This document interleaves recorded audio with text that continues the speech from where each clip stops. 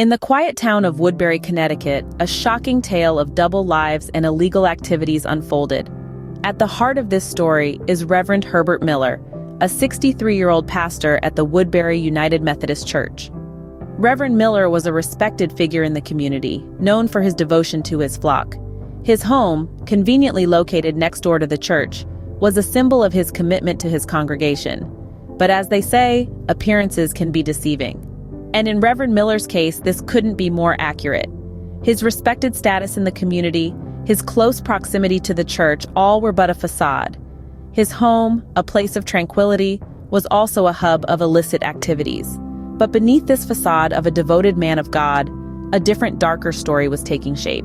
Suspicion arose when neighbors noticed an unusual number of visitors at all hours at the Reverend's home. This wasn't your typical neighborhood foot traffic, folks. The Reverend's house, sitting shoulder to shoulder with the Woodbury United Methodist Church in Connecticut, started to buzz like a beehive.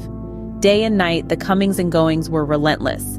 It wasn't just the sheer volume of visitors that raised eyebrows, but the odd hours they kept.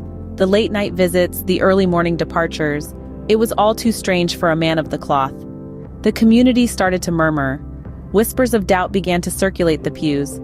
After all, what kind of pastoral duties required such an irregular schedule? This constant visitor traffic, coupled with the Reverend's increasingly odd behavior, simply didn't add up.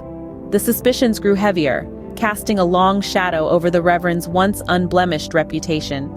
And with that, please take a moment to like this video and subscribe to this channel for more intriguing stories. The turning point came when the police pulled over the Reverend for driving with a suspended registration and failing to maintain insurance requirements. It was an ordinary traffic stop, or so it seemed. The Reverend, a respected figure in the community, was now under the scrutiny of law enforcement. As the officers approached the vehicle, they were unaware of the shock that was about to unfold. Upon searching Reverend Miller's vehicle, they made a startling discovery. Hidden away in the confines of his car, they found a hypodermic needle. But this wasn't just any needle. It was loaded with methamphetamine, a highly addictive and illegal substance. The discovery of the meth-laden needle was not just a personal fall from grace for the Reverend, but a legal nightmare as well. Possession of methamphetamine is a serious crime, carrying with it severe penalties. Reverend Miller was not just facing the loss of his reputation and standing in the community, but also the prospect of significant legal consequences.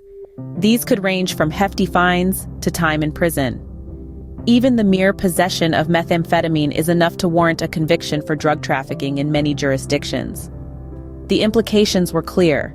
Reverend Miller's double life had caught up with him, and he was now entangled in a web of legal troubles.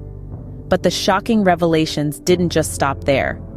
In an unexpected twist, it was revealed that Reverend Miller was providing meth in exchange for a rather unusual request. The allegations have rocked the community, leaving many in a state of disbelief. Reverend Miller, a man of faith, a respected figure, was allegedly providing methamphetamine, not just for cash, not for power, but for a chance to watch gay couples. This revelation has sparked a slew of reactions. Some folks are shocked, unable to reconcile their image of the pastor, a man of God, with this strange and twisted deal. Others are outraged, feeling betrayed by the man who was supposed to guide them in their spiritual journey. Yet there are those who are simply saddened, their faith shaken to the core. The impact on the church has been noticeable.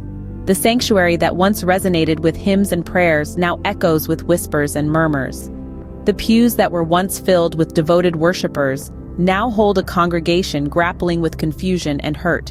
The church, a place of refuge, is now at the center of a scandal. As the community tries to come to terms with the allegations, questions are being raised. How did this happen? How could a man of God fall so far?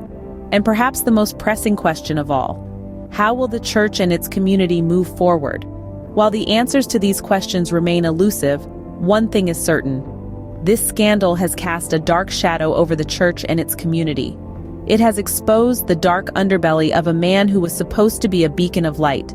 The repercussions of Reverend Miller's alleged actions will undoubtedly be felt for a long time to come. A man of faith, a respected figure now seen in a completely different light. The image of Reverend Miller has been irrevocably tarnished.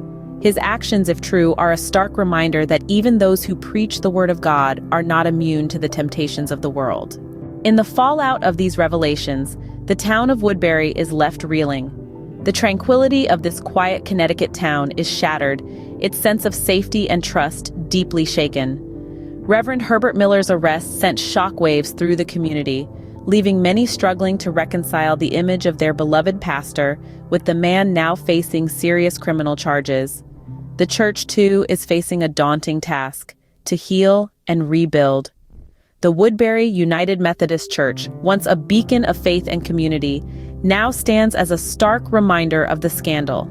Yet, they refuse to let this incident define them. Instead, they're rallying together, vowing to restore the church's reputation and re-establish its role as a haven for the community.